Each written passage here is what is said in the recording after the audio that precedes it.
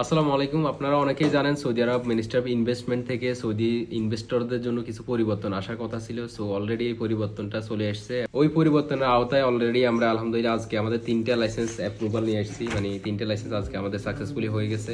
এখন থেকে সৌদি আরবে যারা ট্রেডিং ইনভেস্টমেন্ট লাইসেন্স নিবে ওরা সব ধরনের বিজনেস করতে পারবে। মানে আপনি ট্রেডিং লাইসেন্স নিয়েছেন, আপনি সার্ভিসও করতে পারবেন, আপনি ট্রেডিংও করতে পারবেন, আপনি ইন্ডাস্ট্রিয়াল, আপনি এভরিথিং করতে পারবেন।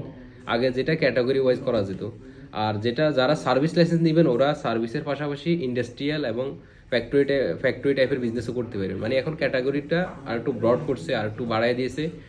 আর ইনভেস্টমেন্ট লাইসেন্স ফি কিন্তু এখনো কমে নাই, যেটা নেক্সট ইয়ার থেকে 62,000, এটা আগের মতো বহাল রয়েছে, মানে অব্যাহত আছে। এটা কমার সম্ভাবনাও তেমন নেই। আর মিসা লাইসেন্সের কিছু পরিবর্তন আসবে বলছে, সেটা হচ্ছে এগুলো এতগুলো পেজ আর থাকবে না, ওইটা জাস্ট একটা সার্টিফিকেটের মতো থাকবে।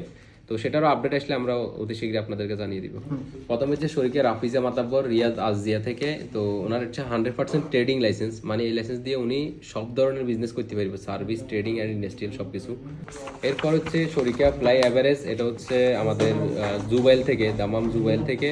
এরপর হচ্ছে শরিকা হামদান আলাম আল মাহদুদা, এটা হচ্ছে রিয়াদ থেকে।